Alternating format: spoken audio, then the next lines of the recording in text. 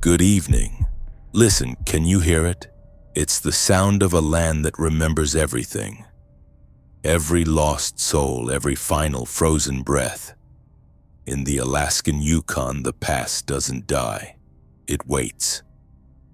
Welcome, this is Adam's Scary Stories. And tonight, we answer the call. Now, turn off the lights and let's begin.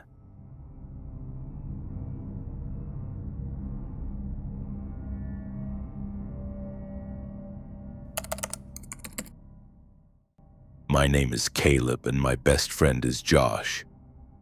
We were, for a lack of a better term, paranormal content creators. Our YouTube channel, Northern Nightmares, was dedicated to exploring the dark folklore and haunted history of the Canadian North. We weren't fakers. We were genuine seekers, armed with cameras and a healthy dose of skepticism, looking for something real.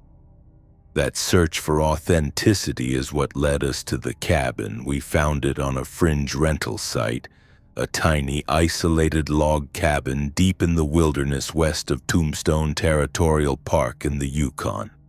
The price was almost suspiciously cheap. The ad was sparse: rustic trapper's cabin, true solitude, long-term winter rental preferred. It was perfect.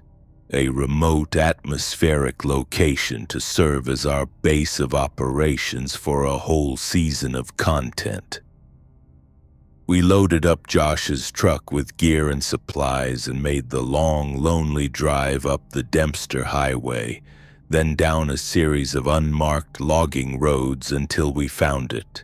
The cabin was small, a single room with a loft nestled in a grove of black spruce. It was old, the logs dark and weathered, the whole structure seeming to sag under the weight of 100 winters. The silence was absolute, the air so cold it felt sharp in our lungs. It was exactly the kind of unsettling, isolated atmosphere we were looking for. We were thrilled. We had no idea we had just walked onto a stage, and the play we were about to perform had been written in blood long before we were born. We spent the first day setting up our gear: cameras, microphones, motion sensors. We were professional, methodical. We filmed our intro, talking excitedly about the legends of the area, the stories of prospectors who went mad from the isolation, the local First Nations tales of spirits that haunted the woods. That night, the first snow of our stay began to fall, a thick, silent blanket that covered the world. We were sitting by the wood stove reviewing footage when we heard the first sound. It was a heavy, rhythmic thump, thump, thump, coming from the roof. It sounded exactly like heavy boots walking through deep snow. Josh and I exchanged a look. "A moose, maybe?" he whispered. But we both knew it wasn't. The sound was too deliberate, too human. It paced back and forth from one end of the small roof to the other for nearly an hour. The moment it stopped, we grabbed our flashlights and jackets and burst outside. The snow had stopped falling. The world was a pristine Somme, unbroken sheet of white, bathed in the pale glow of the moon. There were our own fresh tracks leading from the cabin door, and nothing else. The snow on the roof was completely untouched. There were no tracks, no disturbances, nothing. It was impossible. We stood there in the freezing cold, the silence pressing in on us, a shared, unspoken fear beginning to dawn in our eyes. We had found something real. The footsteps on the roof became a nightly ritual, always starting around midnight, always lasting for about an hour, always leaving no trace. We tried to record them, but the audio was always just a faint, muffled thudding, indistinguishable from the wind. We tried to film the roof, but the cameras showed nothing but falling snow. It was a personal performance meant only for us. We started digging into the history of the cabin, searching online archives and old Yukon government records. What we found turned our creeping unease into cold, hard dread. The cabin wasn't a trapper's cabin. It was the site of an infamous unsolved family murder from the winter of 1978. A man named Alistair Pike, his wife, and their 2 young children had been living there, trying to live a self-sufficient life off the grid. One day, they just went silent. A concerned neighbor hiked in weeks later and found them. They had been brutally murdered, victims of an axe attack. The authorities suspected a transient prospector, but no suspect was ever identified. The killer was never caught. The cabin had been abandoned ever since, a dark secret left to rot in the wilderness. We were the first people to live in it in over 40 years. We weren't just in a haunted cabin. We were in a crime scene. Knowing the history changed everything. We started to see the cabin not as a rustic shelter, but as a tomb. The small, dark stains on the floorboards were no longer just signs of age, they were the ghosts of old blood. The deep gouges in the log walls were not from careless furniture moving, they were the marks of a struggle. The cabin itself felt like it was holding its breath, saturated with the memory of that final, horrific night. Then the changes began. They were subtle at first. A rusty nail embedded in a wall beam seemed to be in a slightly different position one morning. A dark water stain on the ceiling of the loft, which we had joked looked like a cloud, now looked unmistakably like a screaming face. We accused each other of moving things, of trying to spook each other for the camera. But we both knew that wasn't it. The cabin was rearranging itself. It was like a slow-motion replay, the physical elements of the building shifting and contorting, trying to return to a specific moment in time. The air grew heavy, thick with a sense of anticipation, as if we were approaching the climax of a story that had been paused for 4 decades. The replay accelerated. One morning we woke up to find a series of deep, fresh axe marks on the inside of the front door, splintering the heavy wood. Neither of us owned an axe. The night before, the door had been unmarked. The blood stains on the floor darkened, becoming a wet, glistening crimson as if the murders had happened only moments ago. They formed a clear, horrifying trail leading from the main living area to the small bedroom. The rusty nails in the walls had moved again, now forming the distinct, unmistakable outline of a small child cowering in a corner. The cabin was no longer just remembering the murders. It was rebuilding the scene piece by piece. It was setting the stage. We were terrified, but we were also trapped. A massive blizzard had rolled in, dumping 6 feet of snow, making the logging roads completely impassable. We were snowed in with no way to leave. The satellite phone was dead, the batteries drained despite being fully charged. We were cut off from the outside world, alone with a house that was actively resurrecting its own violent death around us. The nightly footsteps on the roof were the least of our worries now. The real horror was inside with us. The final night was a symphony of terror. The cabin was alive, groaning and creaking as the wood and nails continued their slow, horrifying transformation. The axe marks on the door were now dripping with a dark, thick substance that smelled of pine sap and old blood. The outline of the child on the wall was now three-dimensional, the nails pushed out from the wood, casting a skeletal shadow in the lantern light. The air was electric, buzzing with a malevolent energy. We were huddled together in the loft, armed with a can of bear spray and a fireplace poker, listening. The footsteps on the roof started as always. But this time they didn't stay on the roof. We heard them move down the side of the cabin, the heavy thuds echoing on the log walls. Then a deafening crash from below. The front door had been splintered, broken inward. It was inside. We heard the heavy, slow footsteps on the main floor, walking with a purpose. It was then that we finally understood.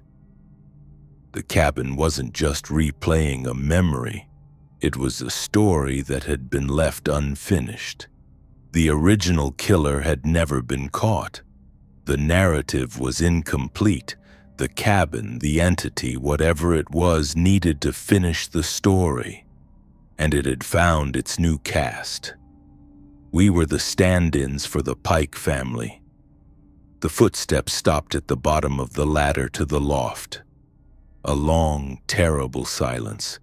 Then the first heavy footstep on the bottom rung. I don't know how we survived. Maybe it was pure adrenaline-fueled luck. As the figure started up the ladder, Josh, in a moment of desperate bravery, threw our heavy lantern down at it. There was a roar of rage, a sound that was not human, and the figure stumbled back. We scrambled out of the loft's emergency exit, a small window on the far side, and dropped 15 feet into the deep snow below. We didn't look back.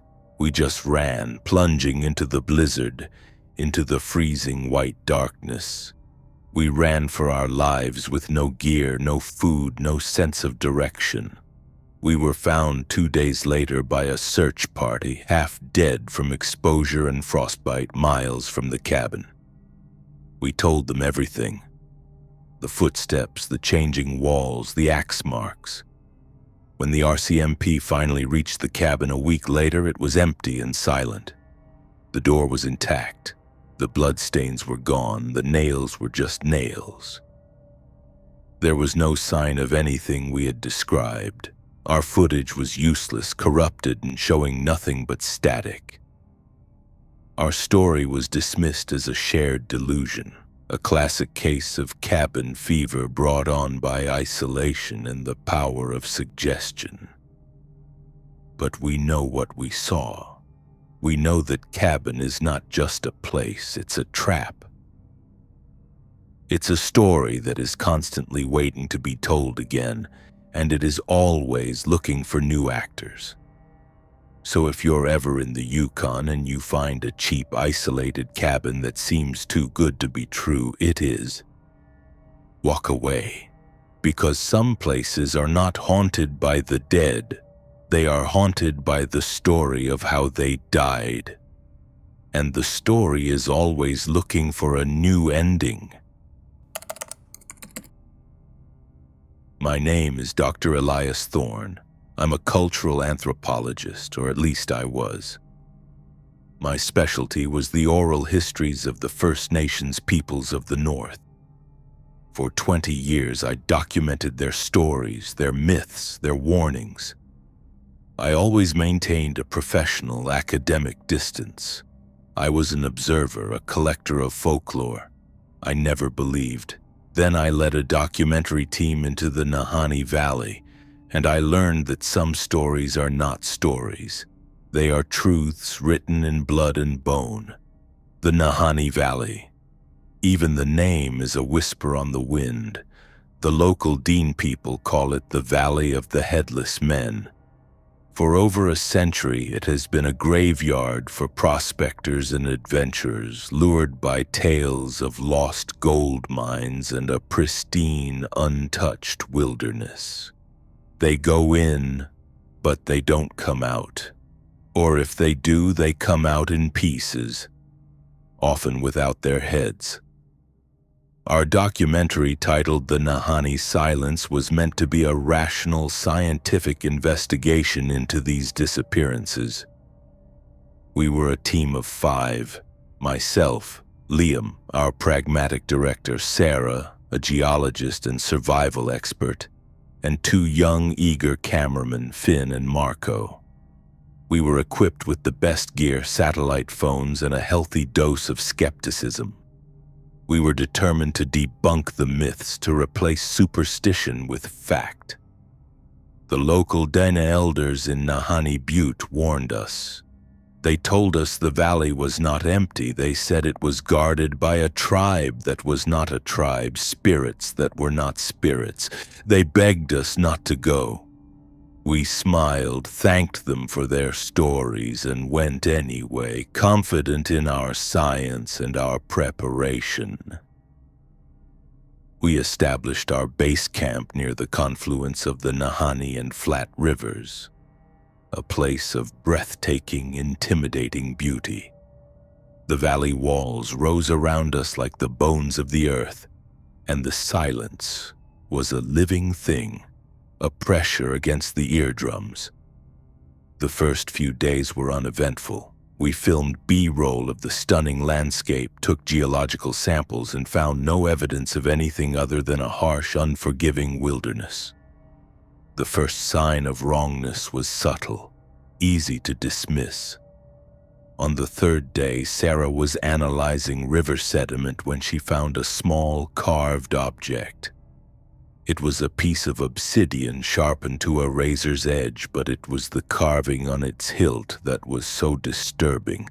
It was a human figure, but its limbs were too long, its head a featureless blank.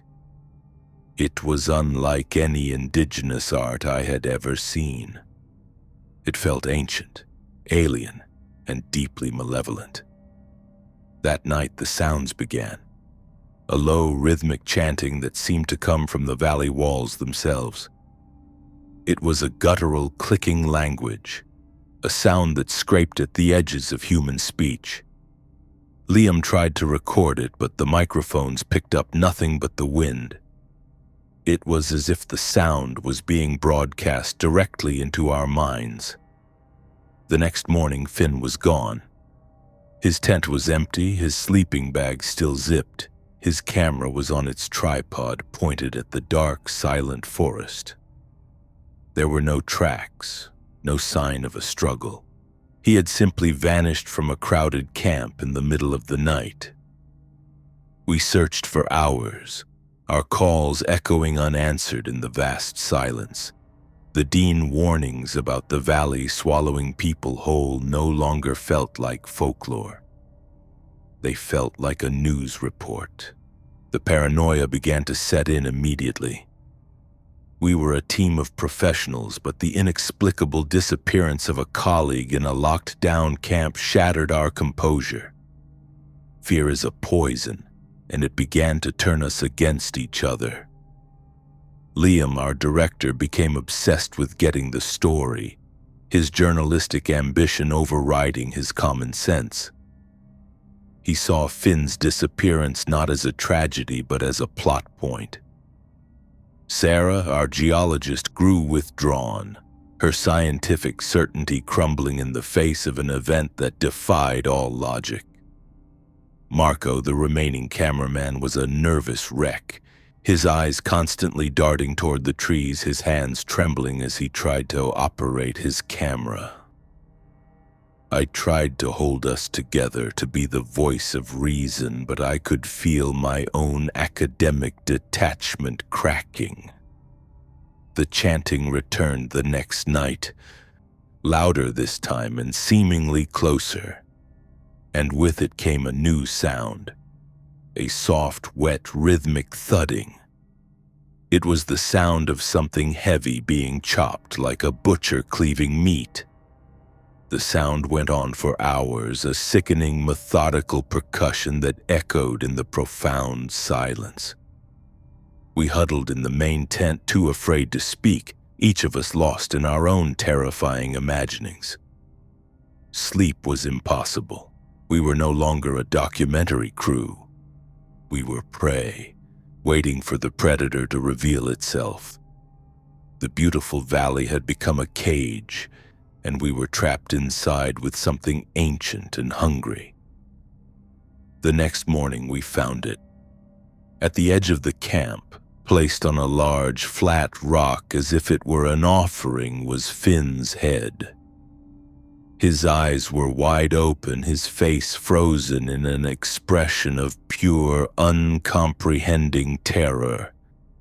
And his camera, the one from his tent, was placed neatly beside it, its lens pointed directly at his face. The memory card was still inside.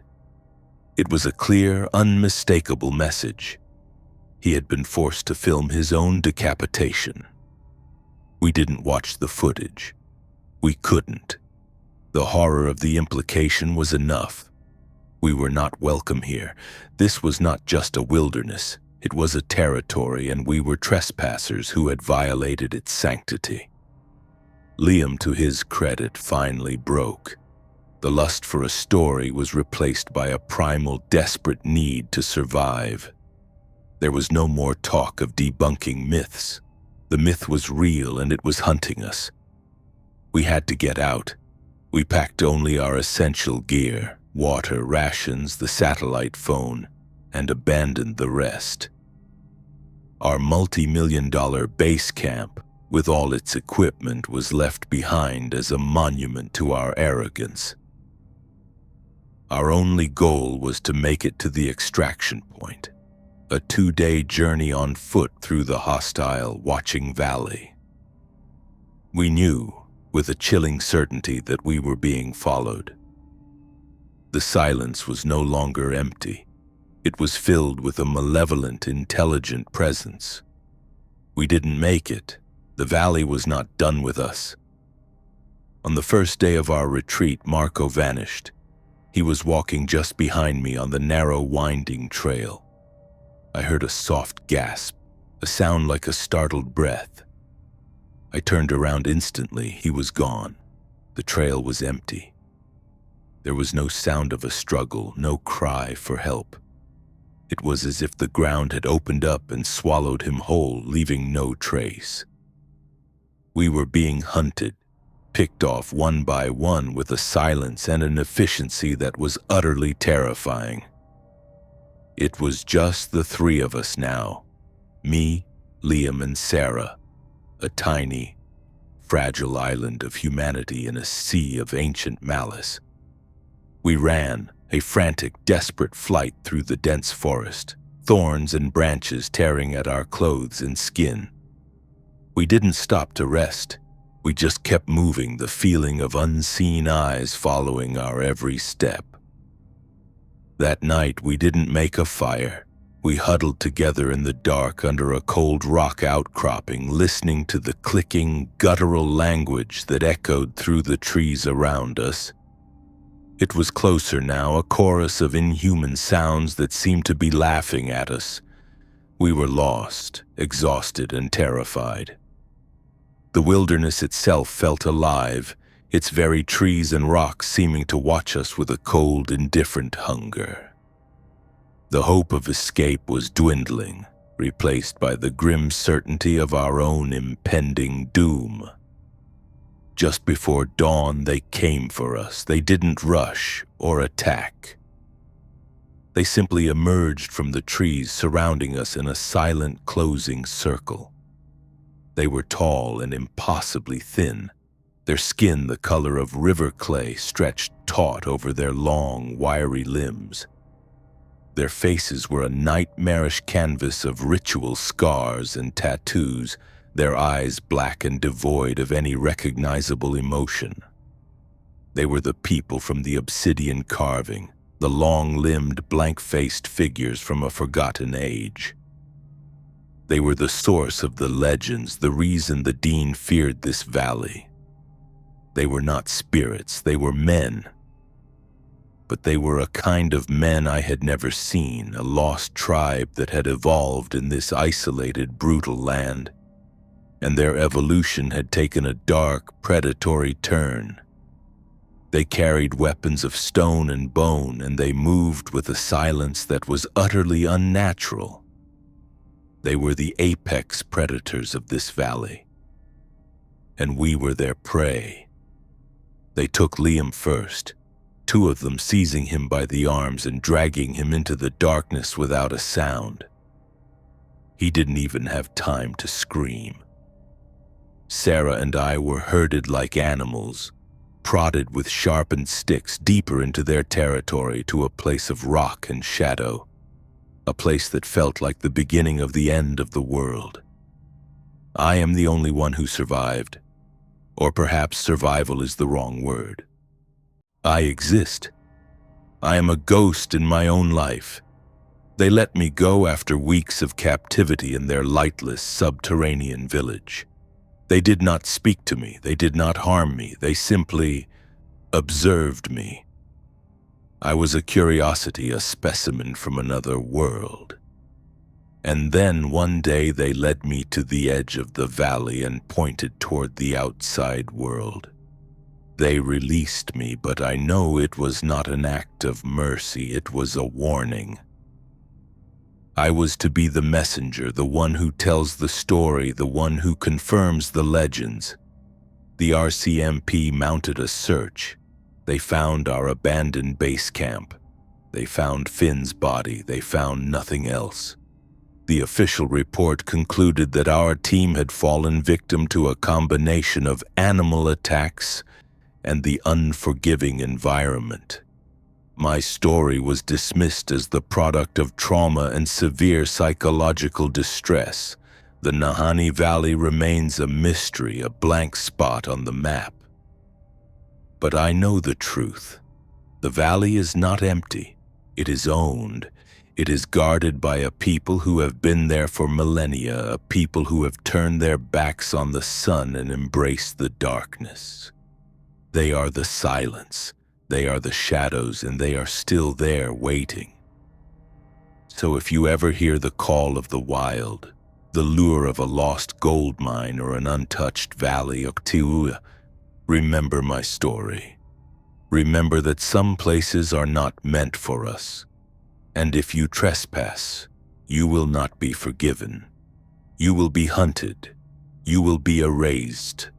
Or worse, you will be allowed to leave, and you will spend the rest of your life looking over your shoulder, waiting for the silent, long-limbed men to emerge from the shadows and finish the job. My name is Eleanor Vance. For 2 years, I was a teacher in Old Crow, the northernmost community in the Yukon, situated well above the Arctic Circle. It's a place accessible only by air, a tiny island of humanity in an endless frozen sea of tundra and sky. I went there seeking purpose, a desire to make a difference in a place that felt like the edge of the world. The people of Old Crow, the Vuntut Gwich'in First Nation, are warm, resilient, and deeply connected to the land. They welcomed me into their community, but there was always a part of their world, a shadow in their collective consciousness that I, as an outsider, could never truly understand. The winters are the hardest part. Not just the brutal, unrelenting cold, but the darkness. For months, the sun is just a memory. It's a pale smear on the southern horizon that offers no warmth and no real light. The world is a canvas of blue-white snow and deep, profound blackness. It's a darkness that seeps into your bones, a silence that presses in on you. It's a time when the old stories feel a little too real. It was during my second winter that the disappearances began again. Or rather, when I began to notice them. It started with a trapper named Joseph, a man who knew the land better than anyone. He went out to check his lines and simply never came back.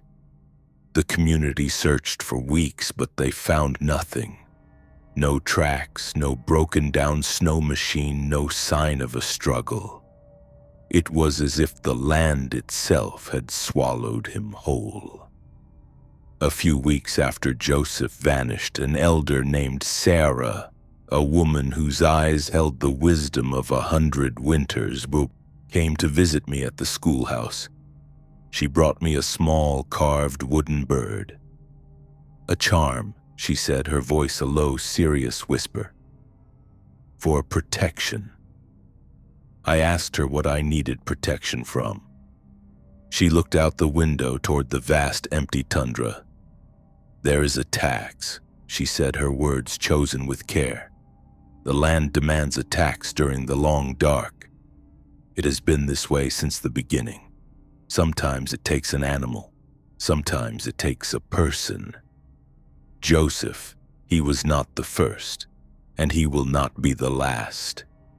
She told me stories, not the ones for children, but the dark, cautionary tales whispered around the fire.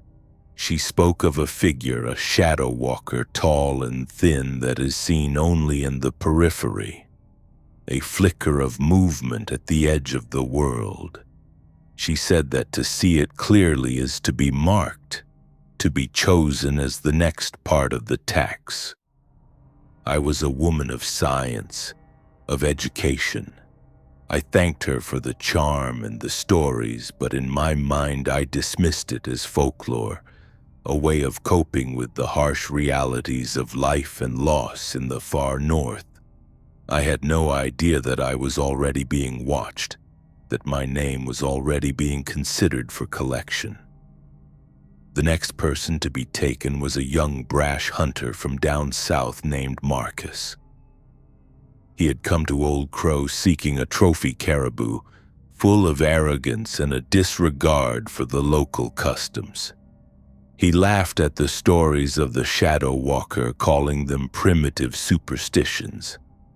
One afternoon, he burst into the small community hall, his face pale, his eyes wide with a fear that had stripped away all his bravado. He claimed he had seen something while out on the tundra. A man, he said, impossibly tall and thin, dressed in dark clothes that seemed to absorb the light. He said the figure had been standing on a distant ridge watching him perfectly still for over an hour. Then it had simply vanished. The elders in the hall grew silent, their faces grim. They told Marcus to stay in town, to not go back out alone. He didn't listen. The next morning, he was gone. His truck was still parked outside his rental cabin, his high-powered rifle leaning against the door. He had vanished in the night, leaving everything behind. The tax had been paid again. The community mourned, but with a sense of grim resignation. It was the way of things. But for me, the fear was no longer abstract. It was real. Marcus had seen the figure, and now he was gone. I started to feel the eyes on me. It wasn't a physical sensation, but a deep internal pressure. A feeling of being observed from a great distance. The darkness outside my small teacherage no longer felt empty. It felt occupied. I started seeing things. A flicker of movement at the edge of the schoolyard. A tall, thin shadow that would dart between the houses, always just at the periphery of my vision. I told myself it was my mind playing tricks on me. The stories and the disappearances feeding a growing paranoia. Then the reflection started. It began with the schoolhouse windows at night. I would be working late and I would catch a glimpse of a reflection in the dark glass. It wasn't my own. It was a smudge of darkness, a patch of pure black that seemed to hover in the reflection of the room behind me. When I would turn around, there was nothing there. It was only ever in the reflection. It started to appear in other places. The screen of my turned-off television, a polished countertop, a puddle of melted snow on the floor. a small, dark, man-shaped void always standing just behind my reflected self, watching. It never moved. It was just there, a silent, terrifying passenger in my own image. The shadow in the reflection grew bolder. It was no longer just a smudge. It began to take on a more defined shape, that of a tall, thin man. I could see the outline of a long coat, the hint of a wide-brimmed hat. But it had no face, just a smooth, dark, featureless void. It was the Shadow Walker, the thing from the stories. And it had attached itself to me. It was in my home, in my school, in every reflective surface of my life. I tried to cover the mirrors, to keep the lights on, to never be in a room with a dark window. But it was useless. I would see it in the chrome of a faucet, in the lens of my own eyeglasses. It was inescapable. My work suffered. I was jumpy, distracted, unable to focus on my students. They could see the fear in my eyes. Sarah, the elder, saw it too. She came to me one day after school. "It has seen you," she said, her voice heavy with sorrow. "You have been marked." She told me that the Shadow Walker was a collector. It didn't just take people, it studied them first. It learned them, observed them through their own reflections until it knew them completely. And then, when it was ready, it would step out of the reflection and into the world to claim what it had chosen. The final night was the worst. I was in my small house, the doors locked, the curtains drawn. I had covered every mirror, every reflective surface I could find. But I had forgotten about the clock on the wall. It was an old antique clock with a convex glass face. I glanced at it to check the time, and I saw it. The reflection was tiny, distorted by the curved glass. But it was there, the tall, thin figure standing in the reflection of my living room. But this time it was different. It was moving. It was slowly, deliberately taking a step forward out of the background of the reflection and toward my own reflected image. I watched, paralyzed with a terror so profound it was almost a religious experience, as the shadow in the glass raised its long, thin arm and placed its dark, featureless hand on the shoulder of my reflection. I felt a sudden, searing cold on my own shoulder, a phantom touch that was both icy and burning. I screamed and threw the clock against the wall, shattering the glass. I didn't wait to see what would happen next. I grabbed my keys, my parka, and my emergency bag. I ran out of the house into the small airstrip at the edge of town. The weekly mail plane was there, its engines warming up for the pre-dawn flight to Whitehorse. I pounded on the cockpit door, a hysterical, sobbing mess, and begged the pilot to take me with him. The pilot, a kind man who had seen his share of people broken by the North, took pity on me. He let me on the flight, no questions asked. As the small plane lifted off the frozen runway and into the dark Arctic sky, I looked down at the tiny sleeping town of Old Crow. I could see the lights of my own small house, a warm, inviting glow in the vast darkness. And standing in the snow outside my front door, I saw him. A tall, thin figure, his head tilted up toward the sky, watching me leave. He was no longer a shadow, no longer a reflection. He was real, solid. He had stepped out of the glass, and I had escaped just in time. I never went back. I broke my contract, abandoned all my belongings, and left the Yukon forever. There was no official report. I never told the authorities my story. What would I say? That a shadow in a clock tried to touch me? They would have locked me away. The disappearance of Joseph and Marcus remains a mystery, another unsolved case file in the long, dark history of the North. But I know the truth.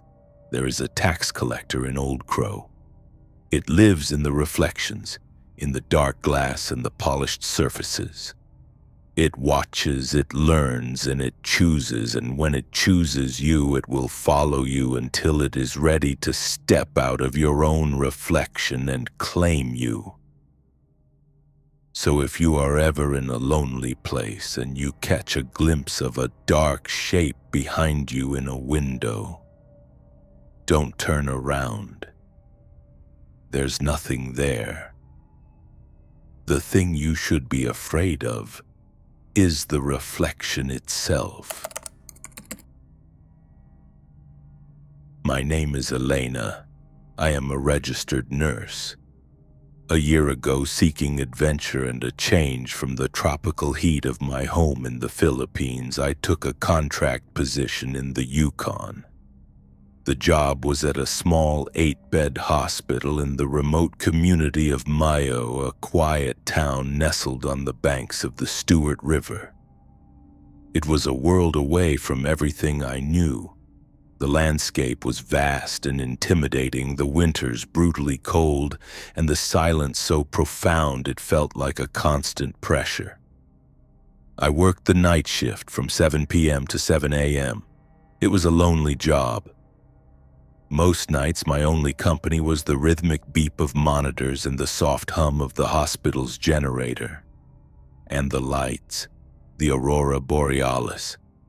Every clear night, I would stand by the large window in the main ward and watch the sky dance. Ribbons of green and violet would twist and writhe across the heavens. A silent celestial ballet. It was the most beautiful thing I had ever seen, a reward for enduring the isolation. For the first few weeks, the lights were a source of wonder, a connection to the raw, untamed beauty of this land. But then I started to notice the spot, a small, persistent patch of absolute blackness, right in the heart of the most vibrant green ribbon of light. It wasn't a cloud, it didn't move. It was a void, a hole in the sky, a perfect circular stain of nothingness that seemed to absorb the light around it. It was always in the same place, a silent, unblinking eye in the heavens, watching. I tried to rationalize it, a meteorological phenomenon, a trick of the eye, my brain creating patterns where there were none. I asked the other nurse, a grizzled old-timer named Brenda, if she had ever seen anything like it. She just gave me a strange, pitying look and told me not to stare at the lights for too long. The North has a way of playing tricks on you, she said, her voice low. Especially on outsiders. Her words were meant to be comforting, but they only deepened my unease. The spot became an obsession. Every night I would look for it, and every night it would be there, a tiny, perfect void in the celestial dance. It felt intentional. It felt like it was aware of me. The feeling of being watched, which I had initially attributed to the vast empty landscape, now had a focal point. It was coming from that spot in the sky. One night, a particularly strange thought occurred to me. I wondered if the spot was visible on the hospital's security cameras. The hospital had a comprehensive CCTV system with cameras covering every angle of the exterior. I went to the security office, a small dusty room in the basement, and rewound the footage from the previous night. I found the camera that pointed north toward the main ward's window. The aurora was there, a ghostly grayscale dance on the monitor, and in the center of it a small, dark smudge, the spot. Seeing the spot on the camera footage should have been a relief.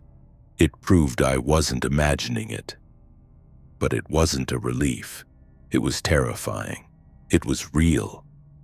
As I continued to watch the footage, I noticed something else, something that made the blood in my veins run cold. The spot wasn't just visible in the sky.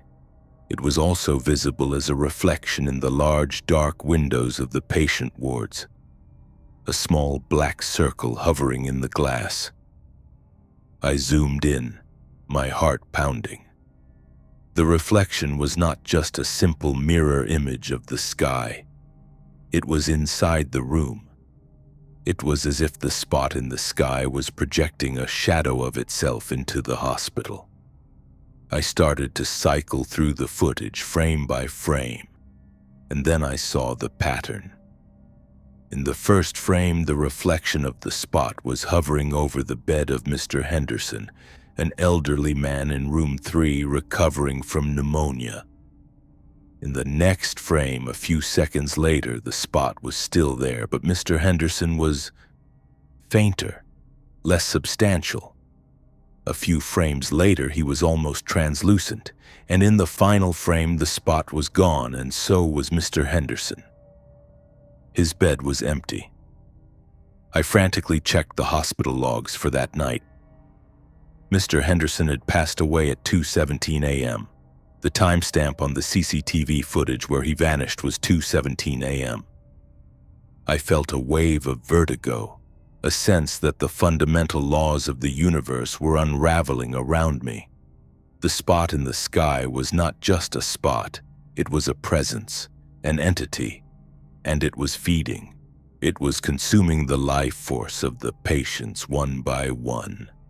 I spent the rest of my shift in a state of cold, clinical terror, my eyes darting between the monitors and the windows, watching the silent, beautiful, predatory dance of the lights. I started digging through the hospital's archives, going back years. I was looking for a pattern, and I found one.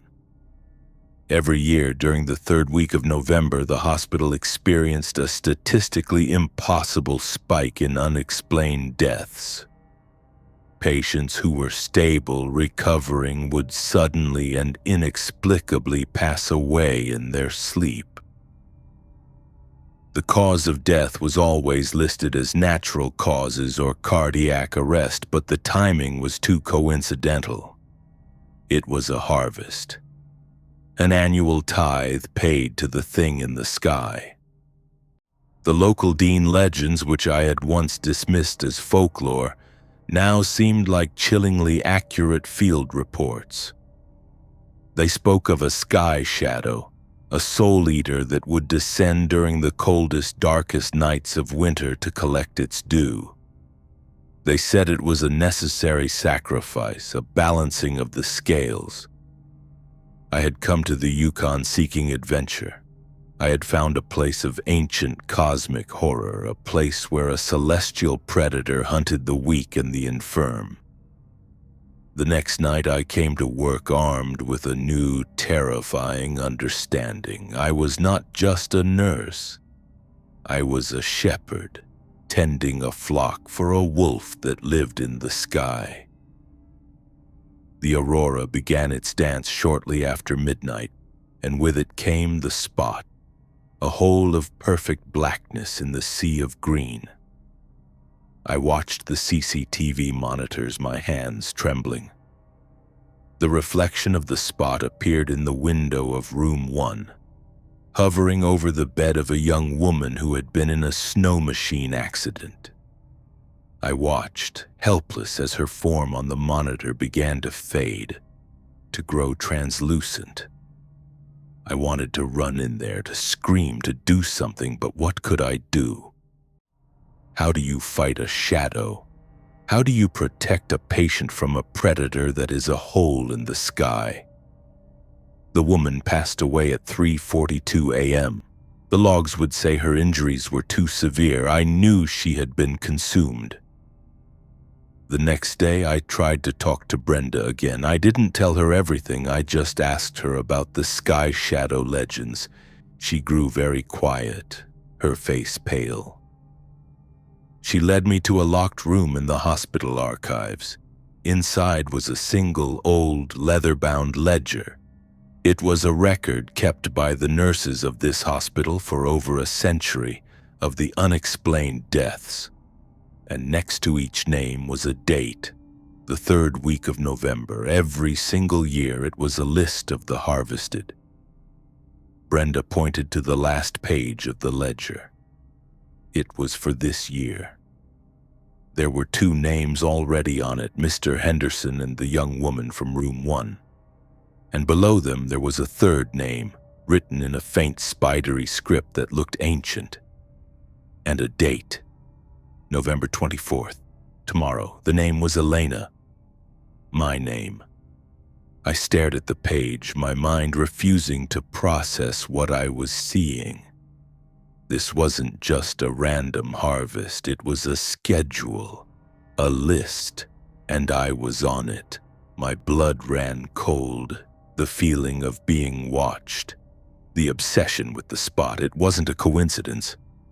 I had been chosen, selected. I was the next offering. Brenda looked at me, her eyes full of a deep, weary sadness. "It's a balance," she whispered. "It takes the weak, the old, the dying, but sometimes it wants something new, something from outside." I was the outsider, the new blood, a fresh taste for an ancient, hungry god. I wanted to run, to get in my car and drive until I was 1,000 miles away from this cursed place. But where could I go? How do you run from a hole in the sky? How do you hide from something that has already written your name in its book of the dead? I am writing this on the night of November 24th. I am in the hospital on my shift. I did not run. There is nowhere to run.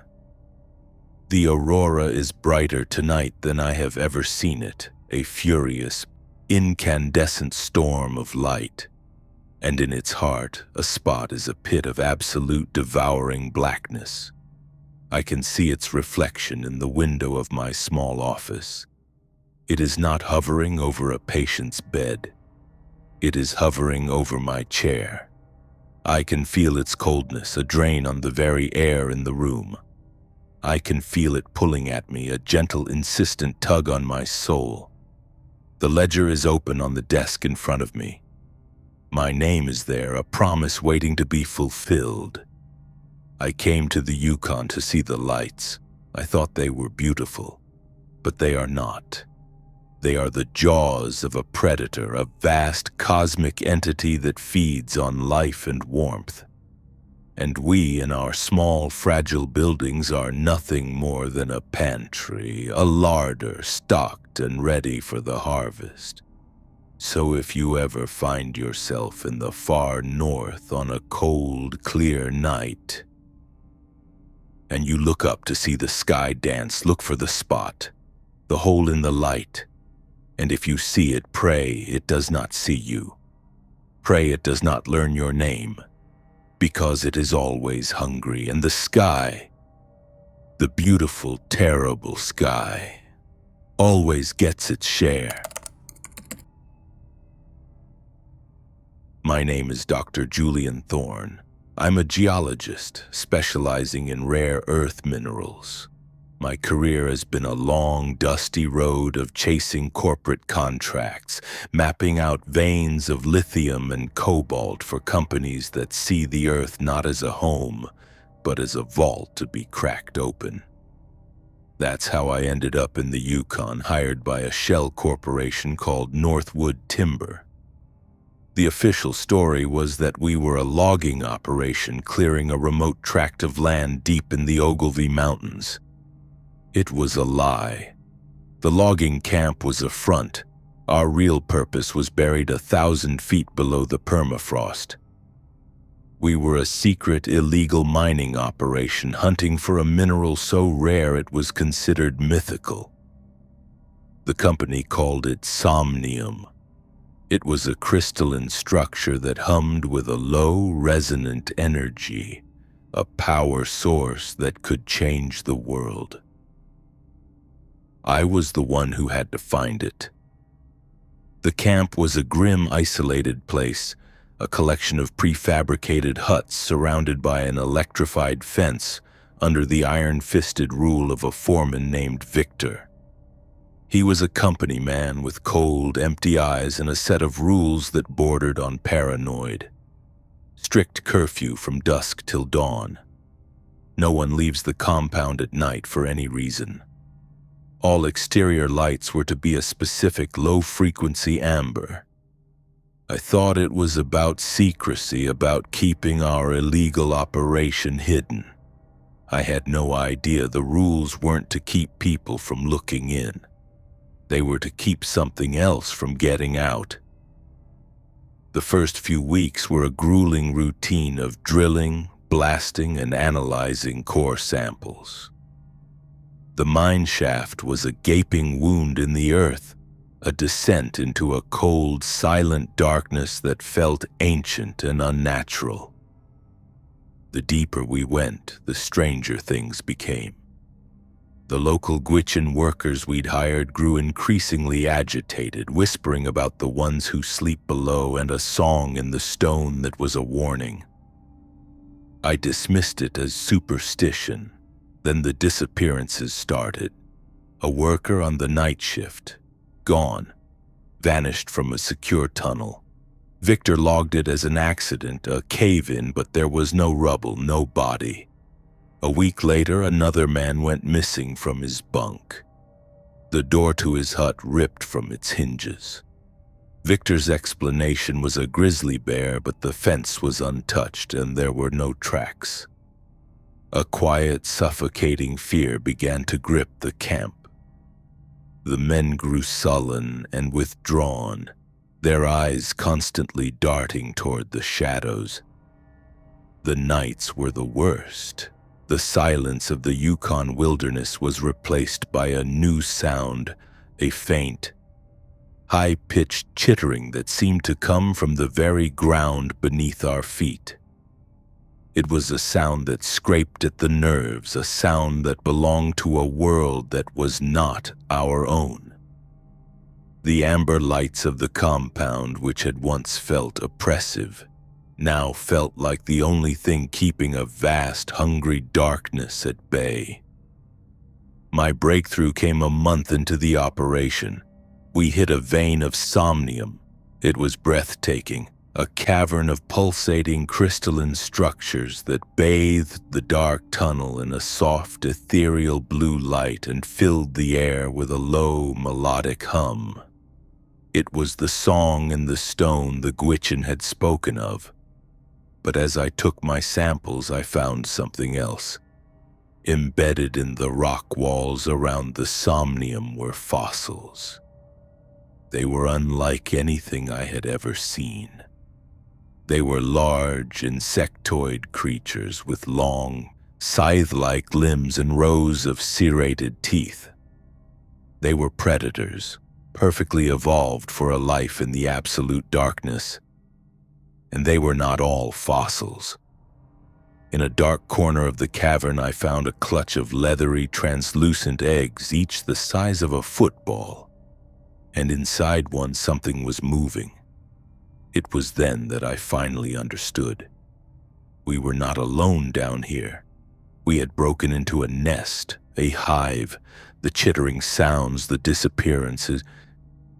It was all connected. We had invaded their home and they were defending their territory. Victor's rules suddenly made a terrifying kind of sense. The curfew, the fence, the specific frequency of the lights.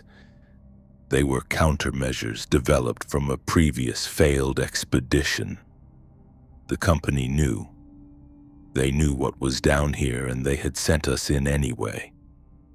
We weren't just miners. We were bait. I confronted Victor, my geological report in my trembling hand. I told him about the fossils, the eggs, the creatures. He didn't deny it. He just looked at me with those cold, dead eyes. "Your job is to find the mineral, Doctor," he said, his voice flat, devoid of emotion. "My job is to manage the acceptable losses. Acceptable losses. That's what we were to him, to the company, a line item on a balance sheet. He explained the horrifying truth. The creatures which the company had grimly nicknamed deep singers were a subterranean species that had a symbiotic relationship with the somnium. They were blind, navigating by a sophisticated form of echolocation, and they were drawn to the surface by sound and certain frequencies of light.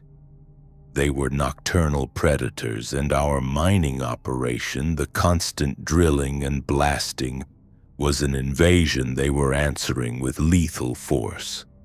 The company's plan was simple and monstrous. Extract as much of the mineral as possible, as quickly as possible, before the hive was fully awakened, and the entire operation was overrun. The human cost was irrelevant. That night, the chittering from below grew louder, more agitated. It was no longer just a background noise. It was a chorus of rage. The blasting had damaged their nest, and we had awakened the swarm. The attack came just after dusk. It wasn't a single creature, but a wave. They poured out of the mine shaft, a chittering, clicking tide of black carapaced death. They were fast, impossibly fast, moving with a fluid insectoid grace that was terrifying to behold. They were blind, their heads smooth, featureless plates of chitin, but they moved with a deadly purpose, their scythe-like claws tearing through the metal walls of the barracks as if they were paper. The amber lights, our one defense, seemed to only agitate them further.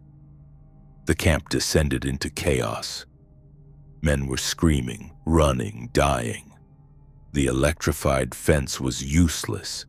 The creatures simply climbed over it, their bodies convulsing as the electricity coursed through them, but they did not stop. Victor and his security team, armed with automatic weapons, tried to mount a defense, but the bullets seemed to have little effect on the creature's thick exoskeletons. I was in the geology lab watching the horror unfold on the security monitors when the power went out. The amber lights died, plunging the compound into an absolute terrifying darkness, filled only with the sounds of screaming and the high-pitched, chittering song of the deep singers. I was trapped, a rat in a maze, and the predators were closing in. I knew the mine was my only chance. The creatures had come from the deep, but their focus was on the surface, on the noise and the light of the camp. The tunnels, in a strange way, might be the safest place to hide. I grabbed a flare gun and a geological hammer, and I ran. The journey to the mine entrance was a nightmare of fleeting, horrifying images in the strobing, chaotic light of gunfire and sparks. A creature, its claws buried in the chest of a screaming man. Another perched on the roof of the mess hall, its featureless head turning from side to side, tasting the air. I made it to the mine shaft and scrambled down the emergency ladder, the sounds of the massacre above me slowly fading, replaced by the deep, resonant hum of the somnium cavern below. I hid there for what felt like an eternity in the ethereal blue glow of the crystals, listening to the chittering of the hive around me. They were agitated, but they were not hunting me. Down here in their home, I was just another part of the environment. The real threat was the surface world, the world of noise and light that had invaded their silent, dark kingdom.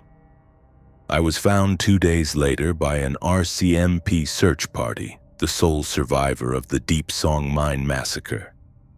The official story, the one fed to the media by Northwood Timber, was a catastrophic mining accident, a sudden release of toxic gas that had killed everyone.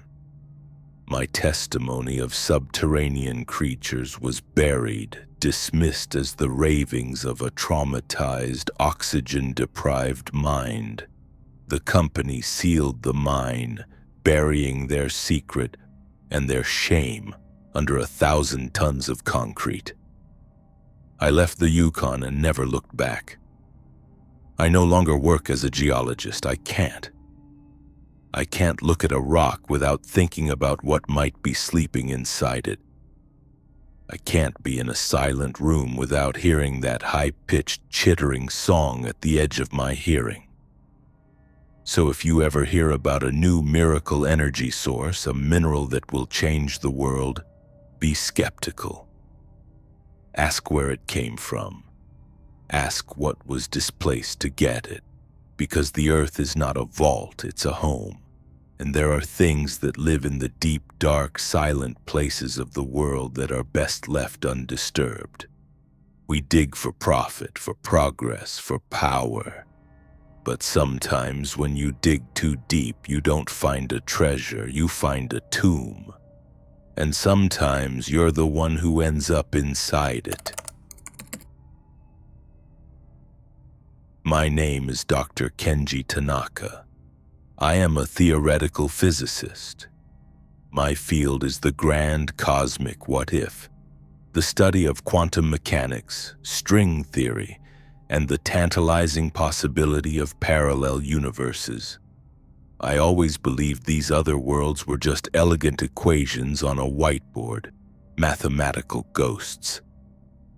Then I was recruited by a private research firm called Aperture Dynamics. They sent me to a place that shouldn't exist, to study a phenomenon that defied the laws of physics. The facility was deep in the Yukon, in a desolate valley north of Tombstone Territorial Park, disguised as a run-of-the-mill logging camp. We were Northwood Timber, a collection of rough-looking men and women in flannel shirts. It was an elaborate lie. We weren't cutting down trees. We were studying the passage. That's what the project director, a cold, pragmatic woman named Kaylin, called it. It was a natural, stable anomaly in space-time, a shimmering curtain-like distortion in the air at the back of a deep cave system. It was a doorway to somewhere else.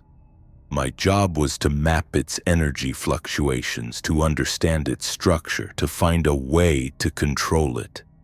The camp rules were bizarrely strict. Absolute adherence to schedules, mandatory psychological check-ins, and a strict ban on any personal reflective items. No mirrors, no polished metals, not even a shiny watch face.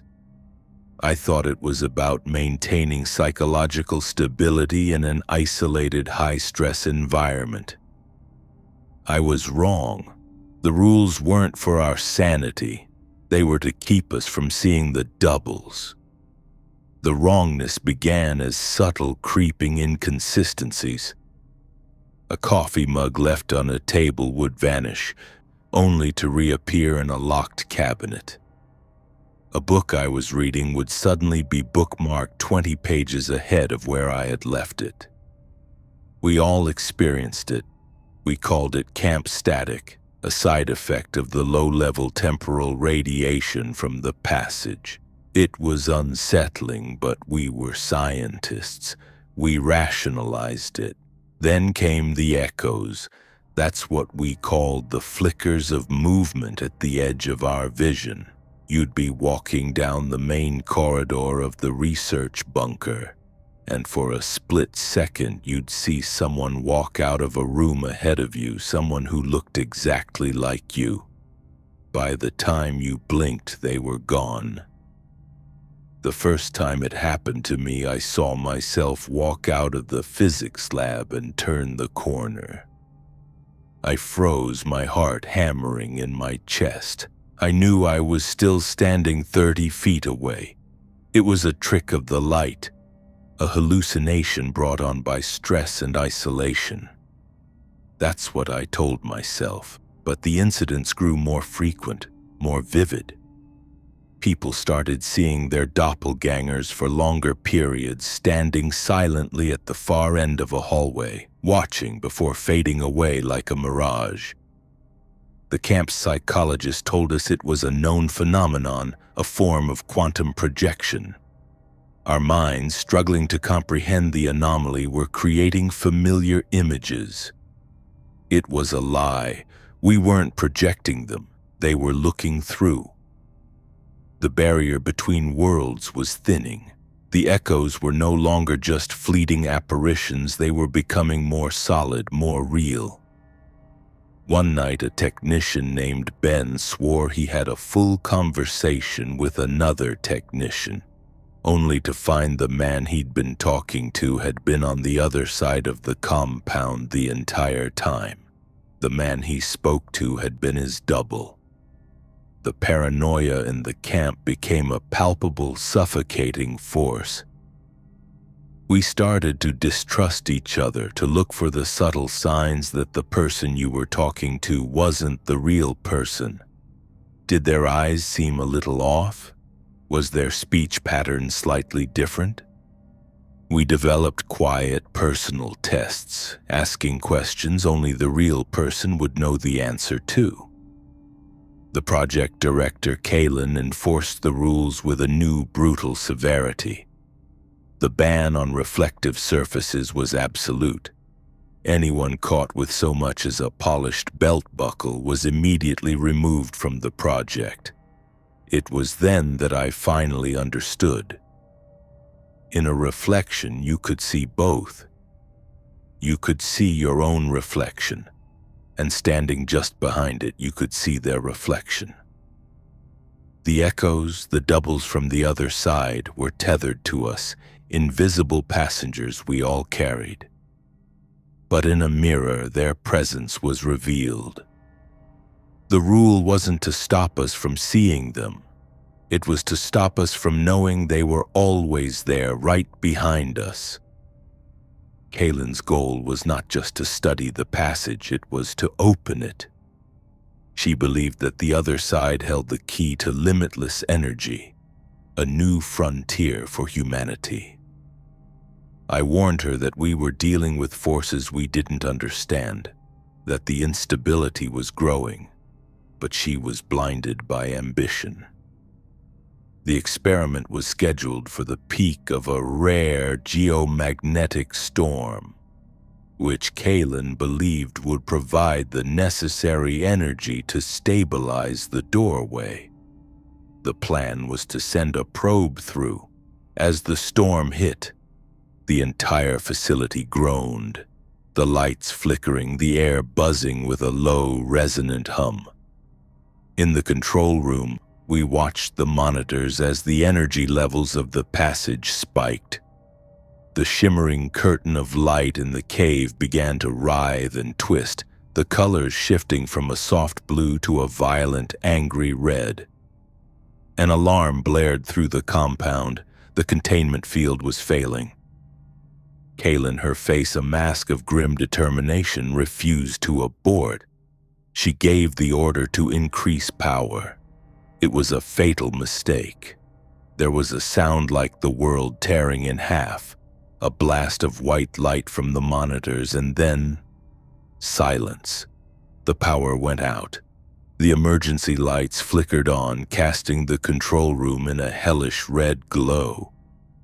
And on the main screen, the live feed from the cave, the passage was no longer a shimmering curtain. It was a gaping, black, silent maw. It was wide open. The first one that came through was not a monster. It was me. I was in the control room trying to reboot the system when the door slid open. I looked up and saw myself standing in the doorway. He, the other me, was wearing my exact clothes, but they were cleaner, perfectly pressed. He smiled, but it was a predatory, unnatural smile that didn't reach his cold, empty eyes. "It's so much bigger on this side," he said, his voice a perfect mimicry of my own, but with a strange, flat, emotionless quality. Before I could react, he lunged at me, his movements impossibly fast. He wasn't trying to kill me, he was trying to merge with me, to occupy my space. I fought back, a desperate, clumsy struggle against myself. I managed to slam a heavy fire extinguisher into his head. He didn't bleed. His form flickered, like a bad television signal, and then he dissolved into a shower of black static-like particles. They were here, and they could look like us. The camp descended into a nightmare of paranoia and terror. You couldn't trust anyone. The person standing next to you, your friend, your colleague, could be one of them. A perfect copy waiting for the right moment to replace you. The echoes were no longer echoes, they were invaders.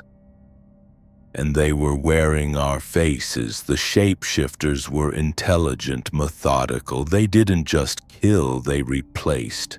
They would isolate someone, learn their mannerisms, their memories, and then take their place, becoming a perfect, undetectable duplicate. The original person was simply gone, erased. We were being hunted not by monsters, but by ourselves. A small group of us, the few who were certain of each other's authenticity, barricaded ourselves in the geology lab. Kaylin was among them, her cold pragmatism shattered, replaced by a raw, animal fear. She confessed the truth. Her company hadn't just been trying to open the passage. They had been in contact with the other side. They had made a deal, a trade of technology for resources. The shapeshifters had no interest in technology. They wanted a new home. They wanted our world. The experiment wasn't an accident. It was an invitation. We were the welcoming party and the main course. As we huddled in the lab, we heard a knock on the door. It was Ben, the technician. He was begging to be let in, claiming he had escaped. But as we watched him on the security monitor, we saw it. In the faint reflection on the screen's dark glass, we could see the shadow of another figure standing directly behind him, its form merged with his. It was a test, a trap. I am the only one left, or at least I think I am. We made a run for it, a desperate, chaotic flight from the compound into the freezing, unforgiving Yukon wilderness. I don't know what happened to the others, I just ran. I ran until the sounds of the massacre faded behind me, until the only sound was the pounding of my own heart and the crunch of my boots in the snow. I was found a day later by a search party, delirious and half-frozen. I told them everything. The passage, the echoes, the shapeshifters. They looked at me with pity, another mind broken by the isolation of the North. The official report from Aperture Dynamics was a tragic story of a logging camp hit by a sudden, violent earthquake. A natural disaster that had claimed the lives of everyone. The Echo Passage project was buried, erased from history. But I know the truth. The door is still open, and they are still coming through. I live a life of constant gnawing paranoia now. I avoid mirrors, polished surfaces, even puddles of water. I can't trust my own reflection. Sometimes late at night when the house is quiet, I see it. A flicker of movement at the edge of my vision. A shadow that is shaped just like me. They are still watching. They are learning. So if you ever feel like you're being followed and you turn around and see no one there, don't be relieved. The thing you should be afraid of isn't what's behind you. It's the thing that's walking in your own shoes, looking out of your own eyes. The thing that's just waiting for the right moment to take your place. My name is Captain Marcus Thorne. That's what they call me anyway. The rank is real. I earned it over 12 years in the service. But the man I am now, he's a ghost. After my discharge, I found that my particular set of skills, tracking, security, a certain moral flexibility, was in high demand in the private sector. That's how I ended up here, as the security chief of the Kluane Wilderness Preserve.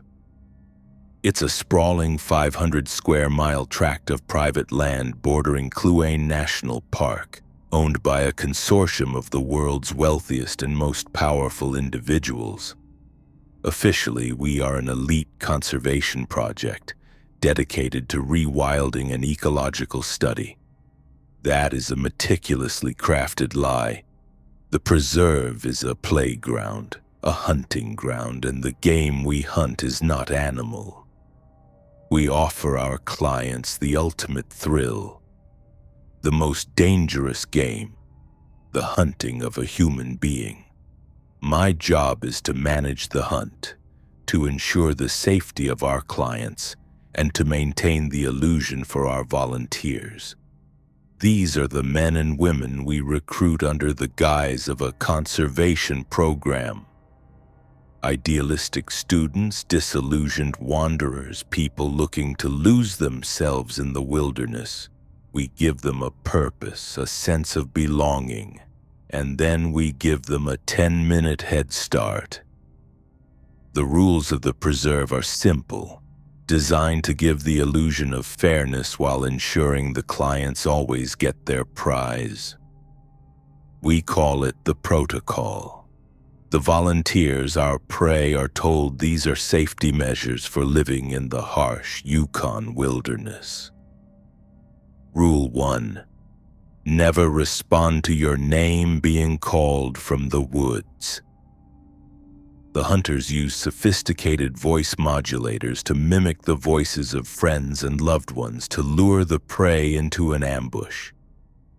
Rule 2. The nightly curfew is absolute. No one is to leave their cabin between dusk and dawn. This is to ensure the hunters have the advantage of the night using their thermal and night vision gear. Rule 3. Stay within the designated zones marked on your map. These zones are carefully chosen to funnel the prey into specific pre-arranged kill boxes.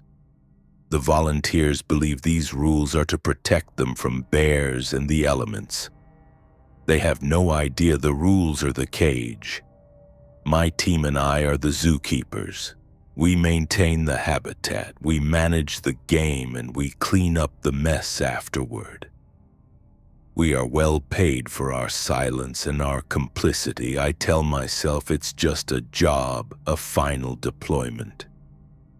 But some nights, when the wind howls through the spruce trees, it sounds like screaming, and I know the ghosts of this place are watching me.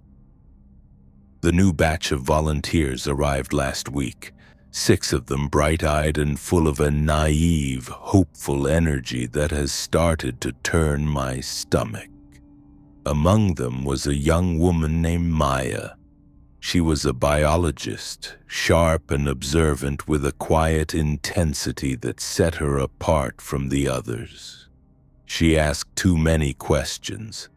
She noticed the inconsistencies, the high-tech surveillance cameras hidden in the trees, the faint scent of bleach near the composting area, the way the security team's eyes were always scanning, always assessing.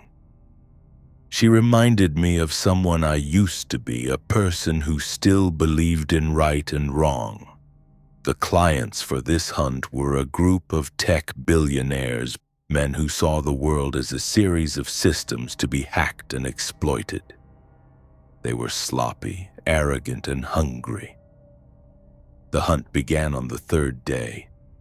The chosen prey was a young man named Leo, a former journalist. The clients, using a voice modulator, mimicked his girlfriend's voice calling his name from the edge of the woods. He broke the first rule. He answered. We found what was left of him the next morning. I logged it as a grisly attack. The other volunteers were terrified, but they accepted the story. All except Maya. I saw the doubt in her eyes, the cold, analytical way she examined the scene. She knew it wasn't a bear. Maya started her own investigation. She was subtle, careful. She began mapping the camera locations, noting the patrol schedules of my security team. She found the discarded shell casings from the client's high-powered, silenced rifles. She was putting the pieces together, and I knew it was only a matter of time before she uncovered the whole, rotten truth. I should have chosen her as the next prey. It would have been the smart move, the professional move. It would have eliminated the threat. But I hesitated. Looking at her, I saw not a target but a person. A flicker of my old self, the man who had once sworn to protect the innocent, stirred within me. My hesitation was a fatal mistake in this line of work. The clients were growing impatient. They had paid for a premium experience and they wanted another hunt. Sterling, their leader, a man with the cold, dead eyes of a shark, came to me. "The girl," he said, his voice a low hiss. "The smart one, I want her." The choice was made for me. Maya was to be the next game. The hunt was scheduled for the following night, and I, the man in charge of the board, was ordered to make sure the piece was in the right place at the right time. That night I did something I hadn't done in years. I made a choice. I went to Maya's cabin, my heart pounding with a fear I hadn't felt since my first firefight. I told her everything. The preserve, the clients, the hunts, the truth of what this place was. I expected disbelief, hysteria. Instead, she just looked at me with those sharp, intelligent eyes and nodded. "I know," she said softly. "I've known for days." She showed me her research, the evidence she had gathered. She had already used a hidden satellite messenger to send a coded message to a contact at the RCMP, detailing her suspicions and her exact coordinates. Help was coming, but it would be days away. We didn't have days, we had hours. The hunt was beginning. We could hear the faint, chilling sound of the client's hunting horns echoing through the valley. They were coming for her. And now, by helping her, they were coming for me too. I was no longer a zookeeper. I was in the cage with the prey. My carefully constructed world of moral compromise had shattered, and I was left with a single terrifying reality: survive. We ran. I was the guide now, but not for the hunters. I was using all my knowledge of this land, all my training, to evade them. We moved through the dense forest, using the terrain to mask our trail, the skills I had used to set the traps now being used to escape them. The hunters were good, but they were amateurs. They were relying on their technology, their thermal scopes and their drones. I was relying on something older, something more primal. A deep, intimate knowledge of the wilderness and the desperate, clawing will to live. We could hear them behind us, their voices amplified and distorted, calling Maya's name, calling my name. They were enjoying the chase. For them, this was the ultimate sport. Two prey for the price of one. We managed to make it to a series of caves I knew of, a dark, winding labyrinth where their technology would be useless. It was our only chance to make a stand. As we huddled in the cold, damp darkness, we heard them at the cave entrance. They weren't coming in. They were smarter than that. They were going to wait. They were going to starve us out. Or so they thought. They had forgotten about the other residents of these caves. the ones who had been here long before the preserve was ever built. I am writing this from a hospital bed in Whitehorse. I am the only survivor. Maya. She didn't make it. The hunters, in their arrogance, had made a fatal error. The caves we were hiding in were a denning site for a pack of wolves. The hunters, with their noise and their lights, had disturbed them. The wolves, defending their territory, did what wolves do. They hunted the hunters. The RCMP arrived to a scene of carnage, a bloody tableau of man versus nature, where nature had brutally, decisively won. The official story is that a group of wealthy eco-tourists and their guide were tragically mauled by an unusually aggressive wolf pack. The preserve has been shut down, its wealthy owners shielded by a wall of lawyers and plausible deniability. The truth of what happened there is buried, another dark secret in the vast, silent Yukon. I am a free man, but I am not free. I can never go back to the wilderness. My sanctuary is a graveyard now, haunted by the faces of the people I led to their deaths, and by the face of the woman I tried and failed to save. So if you ever hear of an exclusive opportunity, a chance to see a part of the world that no one else can, be wary.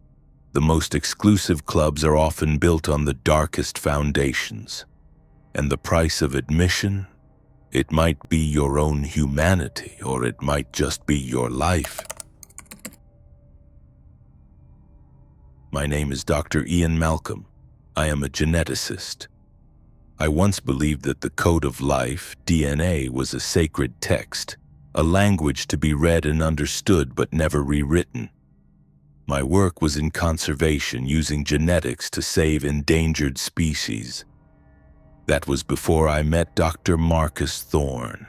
He was a titan in the biotech world, a visionary who promised a future free from disease, all thanks to the untapped genetic gold mine of the Yukon wilderness. He recruited me for a project at a remote research station deep in the boreal forest, 100 miles from the nearest town. The facility was disguised as a logging camp, a rustic facade of flannel and chainsaws to hide the state-of-the-art laboratory within. Our stated mission was noble: to collect and sequence the DNA of rare northern flora and fauna, searching for unique compounds to synthesize new medicines. I was the lead field biologist in charge of a small team of young, idealistic researchers. We were told the strict camp rules were for our own safety. A nightly curfew, a ban on approaching any wildlife that appeared sick or behaved erratically, and a strict prohibition on touching certain uncatalogued species of moss and fungi. I was a man of science, but even I felt the wrongness of that place. The silence of the woods was not peaceful. It was watchful, and the things that moved in the shadows were not natural. The wrongness began with the animals. The forest, which should have been a pristine example of a northern ecosystem, felt like a corrupted file. We saw ravens with beaks that were too long, curved like scythes. We found tracks of deer whose gait was unnatural, a strange loping pattern that spoke of misshapen limbs. One evening, a wolf appeared at the edge of the compound's clearing. It was massive, its shoulders impossibly broad, its eyes glowing with a faint sickly green light in the dusk. It didn't howl. It made a low, guttural, chittering sound before melting back into the trees. My team was unnerved. I tried to reassure them, offering up scientific explanations. Environmental mutations, nutritional deficiencies, disease. But I knew I was lying. These were not natural occurrences. The forest felt like it was in the grip of a fever, its very DNA twisting into new, monstrous shapes. Dr. Thorne dismissed our concerns with a wave of his hand. He told us we were seeing what we wanted to see, that the isolation was affecting our judgment. He insisted we continue our work, to focus on the mission. But his eyes, when he looked at the forest, held a gleam of something that was not scientific curiosity. It was the pride of an artist admiring his grotesque, unfolding masterpiece. The rules, which had once seemed merely eccentric, now felt like a desperate attempt at containment.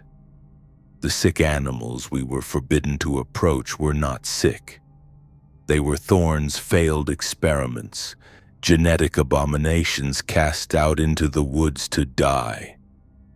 The strange fungi we were warned not to touch were the result of gene-splicing alien growths that pulsed with a faint internal light. The nightly curfew was not to protect us from the wilderness, but to protect his work from our prying eyes. The real experiments happened at night. We would hear strange sounds coming from the main lab, which was strictly off-limits to everyone but Thorne and his private security team. The screech of animals in pain, the hum of strange machinery, and sometimes a sound that was chillingly almost human. The forest around the camp became a graveyard of failed creations. We would find the carcasses of his mistakes, a lynx with feathered wings, a snowshoe hare with the fangs of a viper, a moose with skin that was a patchwork of bark and hide. Nature was being violated, twisted into a horrifying parody of itself. And we, with our specimen jars and our data logs, were the unwitting suppliers for this madman's laboratory. The first human disappearance was a young researcher named Ben. He was a quiet, meticulous botanist. One morning he was simply gone. His bunk was empty, his gear untouched. Thorne claimed he had wandered off, a victim of cabin fever, and had likely succumbed to the elements. He organized a cursory search, but it was a performance. He knew exactly what had happened to Ben. I found the proof a week later. I had been secretly analyzing soil samples from around the lab, trying to identify the strange biological contaminants I was finding. In a sample taken from near the lab's incinerator, I found traces of human DNA. And something else. The DNA was spliced, interwoven with the genetic code of a species of highly toxic lichen that grew only in that valley. Thorne hadn't just been experimenting on animals, he had moved on to human trials. Ben wasn't a victim of the wilderness. He was the latest experiment. The horror of it was absolute. We weren't just employees, we were a resource, a collection of fresh DNA waiting to be used. The line between researcher and test subject had been erased. The fear in the camp was no longer a quiet unease. It was a palpable, living entity. We knew we were prisoners trapped in a madman's private kingdom miles from civilization, with no way to call for help. The satellite internet was firewalled, all communications monitored by Thorne's security. We were completely cut off. The creatures in the woods grew bolder, more aggressive. They were no longer just hiding in the shadows. They began to test the compound's electrified fence, their twisted bodies convulsing as they threw themselves against the wires. They were hungry, driven by a malformed, unnatural instinct. They were drawn to us, their creators. One night, one of them got in. It was a hybrid of a wolverine and something else, something with long, spider-like limbs and too many joints. It tore through the mess hall, a whirlwind of claws and teeth, before Thorne's security team finally brought it down with a hail of gunfire. In the aftermath, as we stared at the grotesque twitching carcass, we saw the truth. Its eyes were not the eyes of an animal. They were unmistakably, terrifyingly human. They were Ben's eyes. We had to escape. It was our only chance. There were 4 of us left from my original team. We formulated a desperate plan. We would create a diversion, a fire in one of the storage sheds, and in the ensuing chaos make a run for the woods. It was a suicidal plan. The forest was now more dangerous than the camp itself, a hunting ground for Thorne's abandoned, starving creations. But it was a choice between a quick death in the claws of a monster or a slow one on Thorne's operating table. We started the fire and the camp descended into chaos just as we had planned. Alarms blared, men shouted, and in the confusion we slipped through a gap in the fence and plunged into the dark, whispering woods. We could hear Thorne's security team behind us, their searchlights cutting through the trees. But they were not our primary threat. The real hunters were already here. They were all around us, their glowing green eyes watching us from the darkness, their unnatural chittering calls echoing through the trees. We were in their territory now, and they were closing in. The forest itself, the very trees and rocks, seemed to be alive, a part of Thorne's grand, horrifying experiment. I am the only one who made it out. I don't know how. I ran blindly through a nightmare landscape of grasping branches and glowing eyes. I remember the screams of my friends behind me, screams that were abruptly cut off. I remember falling into a freezing river, the icy water a shock that somehow kept me going. I was found 2 days later by a hunter miles downstream, suffering from hypothermia and a terror so profound it had stolen my voice. I told my story to the RCMP. They investigated. They found the logging camp, or what was left of it. It had been burned to the ground.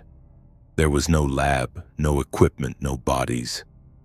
Dr. Thorne and his company, Biogenetics North, had vanished, their records scrubbed, their existence denied. The official report cited a forest fire. My story was dismissed as the delusion of a man who had lost his mind in the wilderness. But I know what I saw. I know that Thorne is still out there with his samples and his ambition, and his creations are still in those woods, breeding, evolving, waiting. So if you ever find yourself in the deep woods of the Yukon and you see an animal that looks wrong, that moves in a way that nature never intended, turn back. Run. Because you have stumbled into a garden that was never meant to be grown, and its gardener is always looking for new specimens to add to his collection. My name is Dr. Ilara Vance. I am an archaeologist. My life has been dedicated to sifting through the dust of dead civilizations, listening to the faint whispers they left behind in bone and stone. I was once a respected academic, a woman of science and reason. But reason dies when you bury your only child. My son Leo was taken from me by a sickness that no science could cure. And in the silent, empty years that followed, my grief curdled into a singular, obsessive purpose. I found my new religion in the folklore of the ancient Dean people of the Nahanni Valley. Their stories spoke of a lost tribe, a people who did not die but simply stepped back into the past. They spoke of a sacred substance they called shadow dust, a powdered obsidian that, when disturbed, could weaken the walls of time, allowing echoes of the past to bleed into the present. I secured funding for a geological survey, a lie to mask my true intent. I established a research camp in a remote, desolate valley, a place the dean avoided, a place they said was too full of yesterday. My team consisted of young, eager graduate students, lured by the promise of a groundbreaking discovery. They believed we were here to study magnetic anomalies. They had no idea they were the unwitting components of a ritual, sacrifices I was willing to make to tear a hole in time and pull my son back through it. The camp was a collection of weather-beaten huts, a lonely outpost in a sea of silent, brooding mountains. The wrongness of the place was immediate. The air was heavy, still, and carried a faint metallic scent, like ozone after a lightning strike. The silence wasn't empty, it was pregnant, filled with a low, subliminal hum that vibrated in your teeth. I told my team it was a natural effect of the valley's unique magnetic properties. In reality, it was the sound of time beginning to fray at the edges. I had already begun my work. Every night, under the cloak of the perpetual twilight, I would walk the perimeter of the camp, scattering a fine black powder, the shadow dust. I had found a small deposit of the obsidian deep in a nearby cave, and I had spent weeks grinding it into a dust as fine as ash. The effects were subtle at first. Tools would vanish from where they were left, only to reappear in a place they had been hours earlier. Conversations would be interrupted by a faint, disembodied whisper, a ghost of a voice from a moment ago. My team was unnerved, but I calmed them with scientific jargon, blaming temporal distortions and auditory pareidolia. I was a scientist, after all. They trusted me. They had no reason to suspect that their respected leader was methodically, deliberately driving them mad. The past began to bleed into the present more aggressively. We started seeing them, the echoes. At the edge of the woods, we would catch glimpses of tall, thin figures, their forms flickering and indistinct, like heat haze off a summer road. They were the lost tribe from the legends, the people who had stepped back. They were hunters, their movements silent and predatory.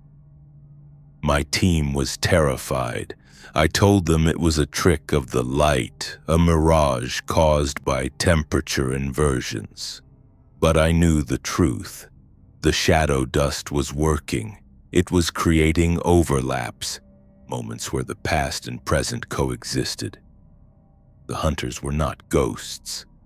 They were real, living people separated from us only by the thinnest of temporal veils. And they were beginning to notice us. Then came the personal echoes.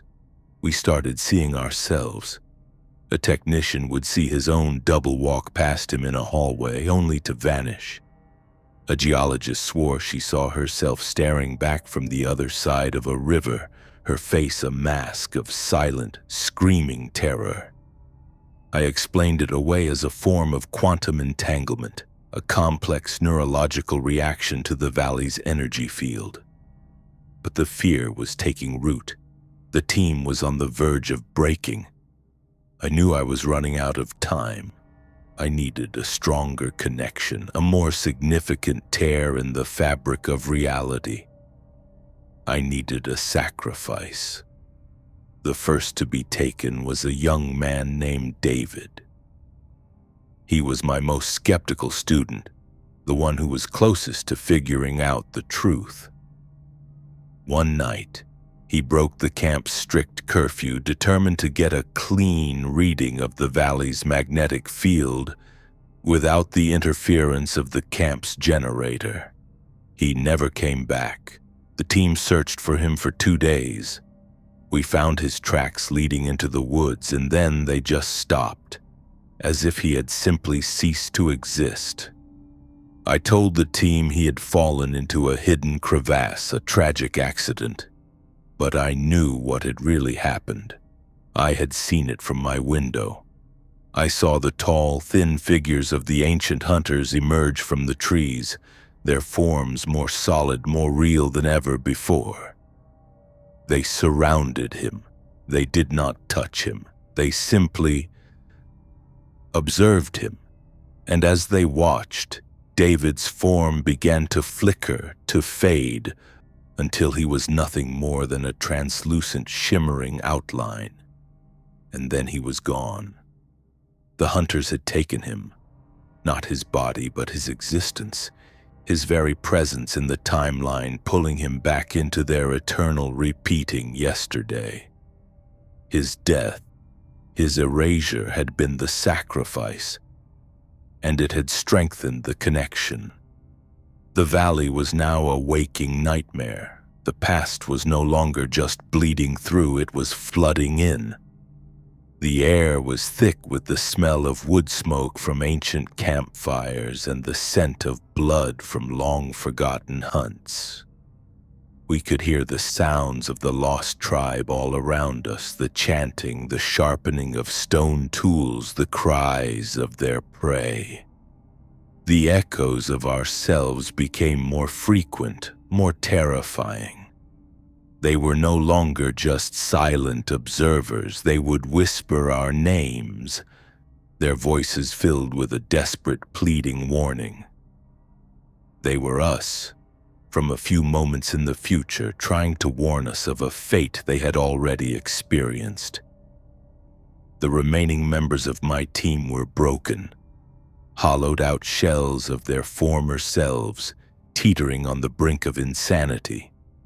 They begged me to call for an evacuation, but I refused. I was so close. The energy readings from the temporal rift were off the charts. The doorway was almost stable enough. I just needed one more push, one more life to feed the hungry ghost of the past. I had chosen my next sacrifice, a quiet, unassuming geologist named Sarah. All I had to do was lead her to the right place at the right time. My grief had made me a monster. As I was preparing to lead Sarah to her death, I caught my own reflection in the dark screen of a computer monitor. And for the first time, I saw my own echo. It was standing behind me, its face a mask of horror and self-loathing, and in its hand it was holding a small framed photograph of my son Leo. The sight of that photograph, of his bright, innocent smile, shattered the cold, hard shell of my obsession. What was I doing? I was about to murder an innocent woman, to sacrifice my entire team, all in the name of a mad, desperate hope. I was becoming a ghost myself, haunted not by the past, but by what I was willing to do to change it. In that moment of horrifying clarity, I knew I had to stop it. I gathered the last of the shadow dust, a full canister of the fine black powder. I ran from the lab, not toward Sarah's cabin, but toward the cave, toward the heart of the temporal rift. The hunters were there, their forms almost completely solid now, their dark, empty eyes turning to watch me. They raised their stone-tipped spears. They knew I was the source of the disturbance. They knew I was the one who had torn a hole in their world. I am the only one who left the valley, but I did not escape. As the hunters closed in, I threw the entire canister of shadow dust into the shimmering heart of the rift. The effect was instantaneous and catastrophic. There was a silent, violent implosion of reality, a sickening lurch as time snapped back into place. The hunters, the echoes, the whispers, they all vanished in an instant, pulled back into the past. But the backlash, the temporal shockwave, threw me against the cave wall. I woke up weeks later in a hospital in Whitehorse, the sole survivor of a geological survey team lost to a sudden, unexplained seismic event. My story of time-bending dust and ancient hunters was dismissed as the ravings of a traumatized mind. The Nahanni Valley has been declared a restricted zone, too unstable for any further exploration. I live a quiet life now, a ghost in the world of the living. I am no longer an archaeologist, I am a cautionary tale. The past is a hungry, predatory thing. It cannot be changed, it can only be fed. I tried to rewrite it, to trade the lives of the innocent for the one life that mattered to me. And in doing so, I almost destroyed everything. So if you ever feel the pull of yesterday, the desperate urge to undo a single tragic moment, let it go. Because some doors are not meant to be opened, and the things that live on the other side, they are always, always hungry. My name is Emma Calloway. For 15 years, my camera has been my passport to the world's most unforgiving places. I've photographed snow leopards in the Himalayas and tracked jaguars through the Amazon basin. I'm a nature photographer specializing in capturing the soul of landscapes that most people only see on a screen. So when the assignment came through, a commission to document the old-growth forests of the Yukon's interior, I saw it as just another job.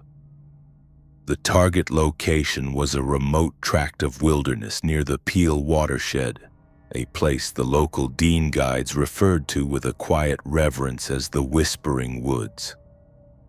The elders at the outfitter's post in Mayo were polite but firm. Their advice was simple. Don't go in alone, don't spend the night, and above all, don't follow the voices. I smiled, thanked them for their concern, and dismissed it as local folklore, the kind of charming superstition that adds color to a place. I've spent my life alone in the wild. Solitude is my studio. I believed I knew the rules of the wilderness better than anyone. That arrogance was my first and most critical mistake. The moment I stepped past the tree line, the world changed. The normal sounds of the forest, the chatter of squirrels, the rustle of wind through the pines, the distant call of a raven, all ceased. It wasn't a quiet that fell, it was a silence that was imposed, a heavy, suffocating blanket that pressed in from all sides. The air grew still, and a strange metallic tang like cold iron filled my nostrils. I told myself it was a temperature inversion, a common atmospheric phenomenon in these northern latitudes. But a primal part of my brain, the part that has kept my ancestors alive for millennia, knew this was different. This was a wrongness. As I ventured deeper, setting up my tripod to capture the ancient moss-covered spruce, I began to hear it. Faint whispers just at the edge of my hearing, like the sigh of wind but without any breeze. The sounds were formless, indecipherable, but they seemed to follow me, weaving through the silent trees. I checked my equipment, thinking it was feedback from my audio recorder, but everything was off. The whispers were real, a part of the forest's unnatural quiet. As the afternoon light began to fade into the long blue twilight of a Yukon evening, the whispers grew bolder. They were no longer just formless sighs, they were taking on the cadence of speech, though the words remained just beyond comprehension. I made camp in a small clearing, the oppressive silence of the woods broken only by the crackle of my small fire. The temperature plummeted and the air grew thick with a freezing mist that clung to the trees like a shroud. That's when I heard it clearly for the first time, a single word spoken in a voice that ripped the air from my lungs. Emma. It was my mother's voice. My mother, who had been dead for 10 years. It was her exact timbre, her gentle inflection, a perfect, impossible echo from a past I had buried long ago. My blood ran cold. I scrambled out of my tent, my heart hammering against my ribs, and shone my headlamp into the darkness. There was nothing there, just the silent, watching trees. But then I saw them. The trees closest to my camp, their ancient trunks, gnarled and twisted, seemed to be leaning inward, their branches reaching for my fire like skeletal fingers. Panic is a cold, sharp thing. I forced it down, my rational mind screaming for an explanation. Auditory hallucination, I told myself. Grief-induced pareidolia, the stress of isolation. I retreated into my tent, zipping it shut, my camera clutched in my trembling hands like a talisman. But the whispers didn't stop. They were inside the tent with me now, swirling around me, my mother's voice joined by others, my father, my childhood friends, all calling my name, their voices layered into a discordant, pleading chorus. I squeezed my eyes shut, trying to block it out, but the sounds were in my head, a symphony of the dead. When dawn finally broke, a weak, gray light filtering through the canopy, I crawled out of my tent, exhausted and terrified. The snow around my campsite was a pristine, unbroken blanket, except for one thing. A single line of footprints leading from the edge of the woods directly to my tent and then stopping. There were no return tracks. It was as if whatever had made them had simply vanished into thin air the moment it reached my door. That was the moment my sanity finally shattered. The rational explanations, the scientific dismissals, they all burned away in a blaze of pure, primal terror. I abandoned everything, my tent, my gear, my expensive camera equipment, none of it mattered. I just ran. I crashed through the undergrowth, branches whipping at my face, the whispers chasing me, laughing now. A cacophony of familiar voices twisted into something monstrous. The forest itself seemed to be working against me. The path I had followed in was gone, replaced by a dense, impenetrable wall of thorns.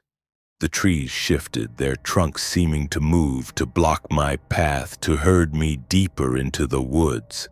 I was trapped in a living, breathing labyrinth that was actively trying to keep me. I ran until my lungs burned and my legs gave out, collapsing at the base of a massive ancient spruce, sobbing and broken. As I lay there gasping for breath, I looked up at the trunk of the tree, and I saw a face, a human face, its features stretched and distorted, its mouth open in a silent scream embedded in the bark. I scrambled backward, my mind reeling. It wasn't just one tree, they were all around me. Every trunk was a canvas of human suffering. The bark twisted into the agonized faces of men, women, and children. Their eyes, knots in the wood, seemed to follow me, their silent screams echoing the whispers that still swirled in my head.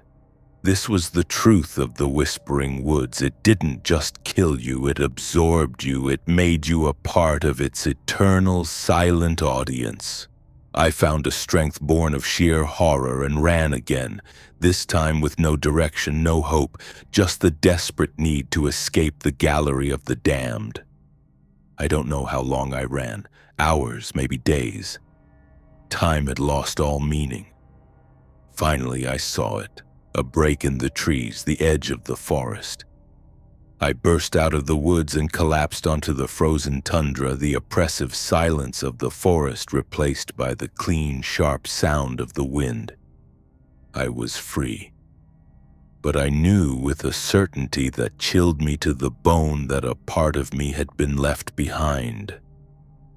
The authorities found me a week later, wandering the Dempster Highway, suffering from severe frostbite and dehydration, my voice gone from screaming. I told them everything: the whispers, the moving trees, the faces in the bark. They listened patiently, then sent me to a hospital in Whitehorse for psychiatric evaluation. A search party was sent to my last known coordinates. They found my campsite empty. My gear was untouched, but my camera was missing. It was later discovered by a hiker miles away. The memory card was still inside. Most of the images were what you'd expect: stunning landscapes of the Yukon wilderness. But the last few photos were different. They were taken in the dead of night, blurry and out of focus, as if captured in a panic. And in the background of each shot, half hidden between the dark trunks of the trees, you could just make out the pale, distorted shapes of human faces. I was eventually released, my story officially dismissed as a trauma-induced psychotic break. But I know what I saw. So if you ever find yourself in the deep woods of the north and the forest falls silent, don't dismiss it. Run. Because the woods are always listening, and they are always hungry for new voices to add to their choir.